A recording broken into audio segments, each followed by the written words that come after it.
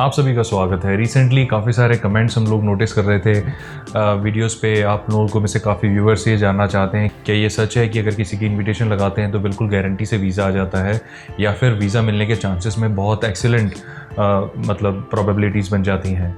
ऐसे कुछ क्वेश्चंस लगातार रिपीटेड हैं व्यूअर्स के जो हम नोटिस कर रहे थे। तो इस वीडियो में मैं आपको बताने वाला हूं कि अगर आपके पास कोई पर्सन है जो इनविटेशन आपको सेंड कर सकता है तो किस तरीके से आप उसका यूज़ कर सकते हैं जिससे आप वीज़ा बिल्कुल एक तरह से गारंटी की तरह ही ले सकें, और किन चीज़ों से वीज़ा के सक्सेस में इम्प्रूवमेंट मिल जाती है, और कौन से ऐसे इनविटेशन है जिससे एक्चुअल में केस ख़राब भी हो सकते हैं। तो इस वीडियो को आप एंड तक ज़रूर देखें। बिल्कुल छोटी सी वीडियो है ताकि कंसेप्ट आपको क्लियर हो सके।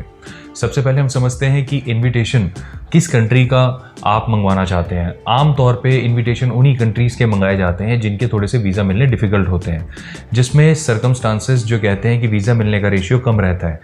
जैसे एग्जांपल के तौर पे हमें लगता है कि स्पेन थोड़ा सा टफ कंट्री है, वीज़ा नहीं देता। नीदरलैंड्स है, आजकल वो टफ हुआ हुआ है जिससे वीज़ा मिलने के चांसेस कम हो रखे हैं। कनाडा है, वहाँ पे प्रॉब्लम बनी रहती है। यूएस है, वो भी काफ़ी चीज़ें कैलकुलेट करता है। ऑस्ट्रेलिया हो गया, वहाँ पर भी पूरी प्रोफाइल को रीचेक किया जाता है। तो ऐसे कंट्रीज़ हैं जहाँ पे वीज़ा मिलने का सक्सेस थोड़ा सा कम रहता है। तो क्या अगर वहाँ पे किसी पर्सन को आप जानते हैं, उनके इन्विटेशन से बात बन सकती है? वो सबसे पहले डिपेंड करता है कि आपका उस पर्सन के साथ क्या बॉन्ड है।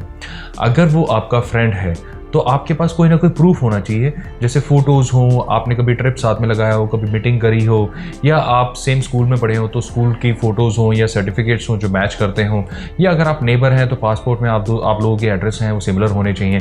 अगर ऐसा कोई भी एक लिंक हम प्रूव कर देते हैं तो उसे वीज़ा मिलने के चांसेस वाकई में इम्प्रूव हो सकते हैं, अगर इनवाइटी की प्रोफाइल भी अच्छी है और इनवाइटर की प्रोफाइल भी अच्छी है। जो बुला रहा है उसकी प्रोफाइल अच्छी है और जो जा रहा है उसकी प्रोफाइल अच्छी है। तो यहाँ पर इनविटेशन जो है बहुत एक्सीलेंट काम करता है और वीज़ा मिलने के चांसेस बहुत ही रिमार्केबल हो जाते हैं और रिफ्यूज़ल के चांसेस बिल्कुल नेग्लिजिबल हो जाते हैं। ये अगर आपके पास ऐसा कुछ है तो उसको अपनी एडवांटेज में ज़रूर उठाएं। इसमें ज़रूरी नहीं है कि आपका वो ब्लड रिलेशन ही होना चाहिए, आपका फ्रेंड भी हो सकता है, नेबर भी हो सकता है, क्लासमेट भी हो सकता है, डिस्टेंट फ्रेंड भी हो सकता है कि वो किसी दूसरे देश का बंदा हो, किसी दूसरी रेस का बंदा हो। आप इंडियन है, हो सकता है वो यूरोपियन हो, उसमें भी बात बन सकती है अगर आप ये प्रूव कर सकें कि आप लोगों ने काफ़ी टाइम से जानते हैं, पहले भी ट्रैवल किया हुआ है, मिले हुए हैं, कुछ फोटोग्राफ्स हो, कुछ ऐसे डॉक्यूमेंट्स हो जिसका प्रूफ दिखा के हम काउंसलर को कन्विंस कर सकें। अगर ऐसी चीज़ें हैं तो ट्रस्ट मी, फिर आपका रेशियो बहुत अच्छा रहेगा सक्सेस का। अगर ये चीज़ नहीं है, आप सिर्फ इंटरनेट से फ्रेंड बने हैं लेकिन काफ़ी टाइम से कन्वर्सेशन कर रहे हैं, तो आई एम अफ्रेड उस केस में काउंसलर को कन्विंस करना थोड़ा सा डिफिकल्ट रहेगा। दूसरा, अगर मान लीजिए आपका ये बॉन्ड है भी बट आपको जो इनवाइट कर रहे हैं उनका प्रोफाइल कुछ अच्छा नहीं है। देखिए, इनवाइट जब पर्सन करता है तो सिर्फ ये कह के कि मैं इनको यहाँ बुला रहा हूँ, हम सिर्फ घूमेंगे फिरेंगे, इससे काउंसलर कन्विंस नहीं होगा। आपको बुला रहे हैं, साथ में वो ये डिक्लेयर करते हैं कि ये मेरे साथ रहेंगे भी, इस घर में हम साथ रहेंगे और फिर हम घूमने के लिए यहाँ पर जा रहे हैं, यहाँ पर जा रहे हैं, हमारा ट्रैवल प्लान है, तो ही काउंसलर थोड़ा सा कन्विंस होता है। उस केस में तभी इनवाइटर के सारे डॉक्यूमेंट चेक किए जाते हैं, वो रहता कहाँ है, अगर वो रहता है तो क्या वो रेंटेड प्रॉपर्टी है, उसकी ओन प्रॉपर्टी है, वो काम क्या करता है, उसकी जॉब क्या है, उसके अकाउंट में कितना पैसा है, इसलिए काउंसलर ये चीज़ें चेक करता है। अगर यहाँ पे वो पर्सन जस्टिफाई कर देता है कि मेरे पास रीजनेबल बैलेंस है, मेरे पास यहाँ पर अपना घर है और मेरे पास जो है ये जॉब है या मेरा ये बिज़नेस है और मैं इसको बुलाना चाहता हूँ, मेरा फ्रेंड है इंडिया में, हमने पहले भी ट्रैवल किया हुआ है और मैं इसको बुलाना चाहता हूँ स्पेन में, या मैं इसको बुलाना चाहता हूँ ग्रीस में, ये आएगा और हमारे घर पे हम लोग रहेंगे थोड़े दिन, फिर उसके बाद हम घूमने निकल जाएंगे, हमारा ट्रैवल प्लान है, उसमें अगेन बहुत अच्छा हो जाएगा। तो यहाँ पर इन चीज़ों का एडवांटेज लेके आप अपनी प्रोफाइल को सुपर स्ट्रॉन्ग कर सकते हैं और अपने चांसेस को बहुत रिमार्केबल कर सकते हैं। आई नो ये बड़ा एक डायलेमा है, एक डॉगमा है बेसिकली। क्या है ये डॉगमा? कि हमारे वीज़ा बड़े जल्दी रिफ्यूज़ हो जाते हैं, बट हमारे वीज़ा लगते भी बहुत हैं। ऐसी बात नहीं है कि सिर्फ रिफ्यूज़ होते हैं, लगते भी बहुत हैं। बहुत फ्रेश पासपोर्ट्स पे भी आपको मिलेगा शेंगन वीज़ा, यूके, कनाडा मिल जाते हैं। बस हमें प्रोफाइल के ऊपर ध्यान देना होता है और थोड़ा सा लक का साथ चाहिए होता है, दैट्स ऑल।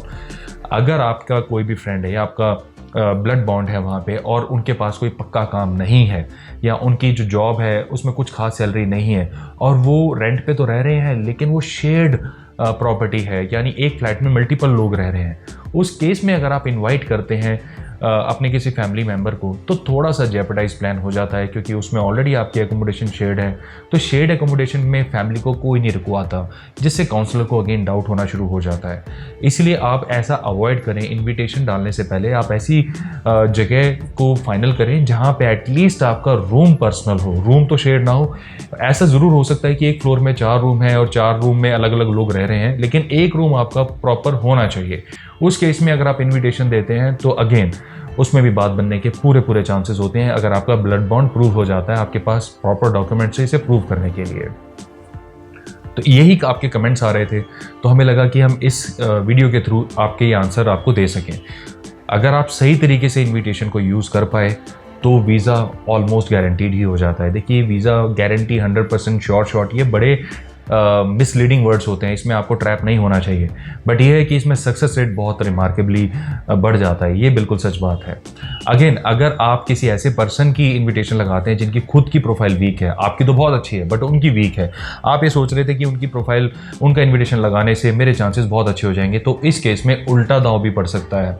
आप किसी वीक इन्वाइटर की इनविटेशन लगाते हैं जिनकी प्रोफाइल कुछ खास नहीं है, जॉब वगैरह कुछ खास नहीं है, एकोमोडेशन का भी कुछ खास नहीं है, उस केस में वीज़ा की सक्सेस रेट बढ़ेंगे नहीं, घट जाएंगे। उससे अच्छा तो है कि आप अकेले लगाएं विदाउट इनविटेशन।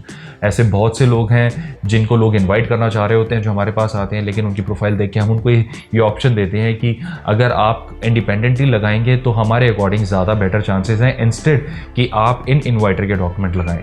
तो ऐसा भी होता है। तो अगर उनके अकाउंट में बैलेंस नहीं है, थोड़ा सा ही बैलेंस है, उनके एकोमोडेशन ठीक ठाक नहीं है और जॉब भी पार्ट टाइम कर रहे हैं, उस केस में इन्वाइटर का इनविटेशन काम नहीं आता, इनफैक्ट काम ख़राब कर देता है। इसलिए आपको ये चीज़ ध्यान रखनी होगी कि आप जिसका भी इनविटेशन लगाते हैं, it should make absolute sense, उनकी खुद की प्रोफाइल भी अच्छी हो और वहाँ पे वो आपकी हेल्प कर सकें। यही इन्फॉर्मेशन थी हम आपको देना चाह रहे थे। और भी आपके अगर क्वेश्चन कंसर्न्स हैं आप उसे मेंशन कर सकते हैं, हम उसके ऊपर भी आंसर्स आपको डेफिनेटली देंगे। जैसा हमने लास्ट टाइम भी आपको बताया था, काफ़ी सारे देश है जो ओपन हो रहे हैं, आने वाले दिनों में बहुत सारे देश और ओपन होने वाले हैं, जिसकी गुड न्यूज़ लेकर हम ज़रूर आपके पास आएंगे। अपना समय देने के लिए धन्यवाद। Bye bye.